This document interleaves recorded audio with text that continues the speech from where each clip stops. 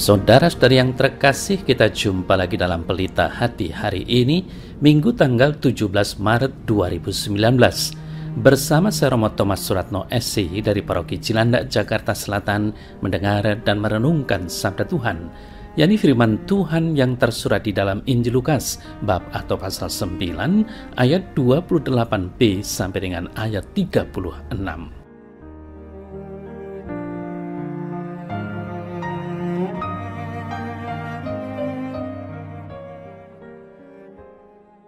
Kira-kira 8 hari sesudah segala pengajaran itu, Yesus membawa Petrus, Yohanes, dan Yakobus, lalu naik ke atas gunung untuk berdoa. Ketika ia sedang berdoa, rupa wajahnya berubah dan pakaiannya menjadi putih berkilau-kilauan. Dan tampaklah 2 orang berbicara dengan dia, yaitu Musa dan Elia.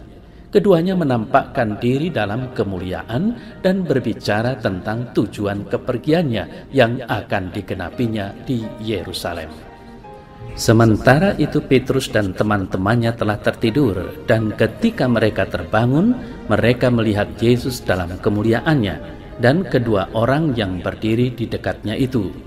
Dan ketika kedua orang itu hendak meninggalkan Yesus, Petrus berkata kepadanya, "Guru, betapa bahagianya kami berada di tempat ini.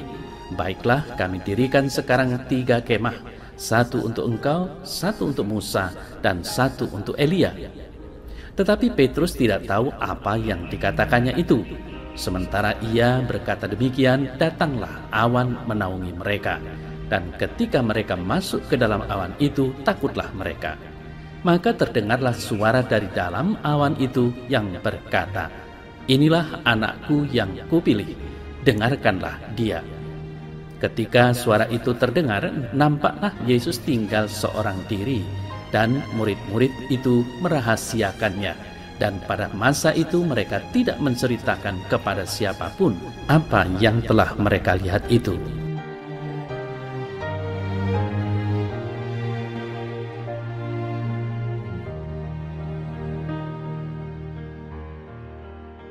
Saudara-saudari yang terkasih, kesaksian yang diperlukan untuk membuat suatu kejadian menjadi benar bukan hanya diberikan oleh manusia, namun juga diberikan oleh Tuhan.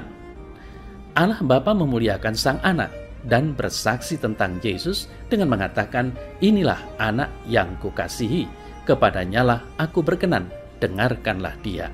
Dan Allah Roh Kudus menaungi mereka.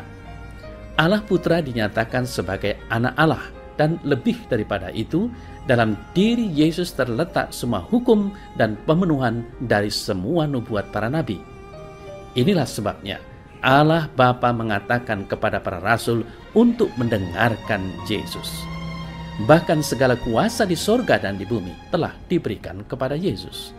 Saudara-saudari yang terkasih, Allah Bapa memberikan penekanan bahwa Kristus adalah anaknya yang terkasih dan semua orang harus mendengarkan Kristus.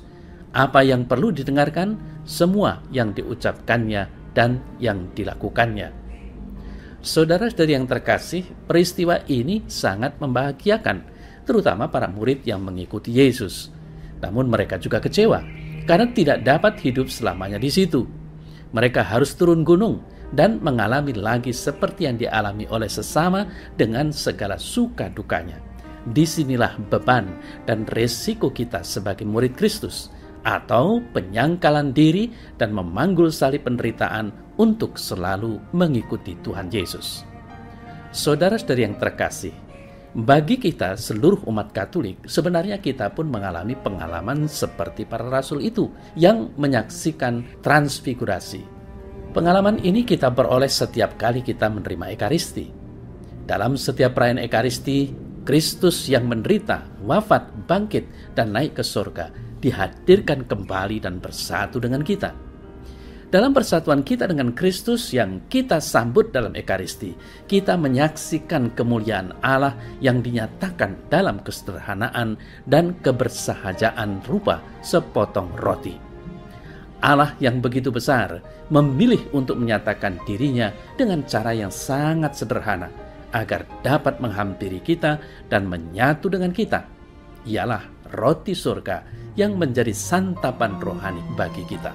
agar kita menerima rahmat kekuatan dan penghiburan. Rahmat Ekaristi ialah memampukan umat Allah untuk turun gunung dan melaksanakan tugas sebagai murid-murid Kristus, yaitu menyampaikan Kristus kepada orang lain dan membawa orang lain kepada Kristus.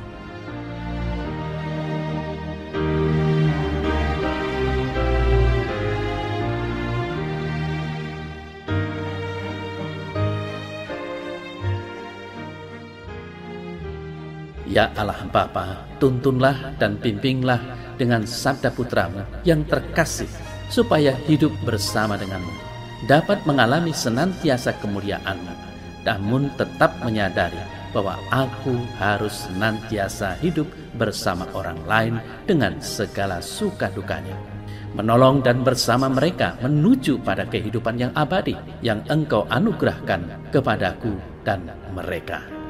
Amin.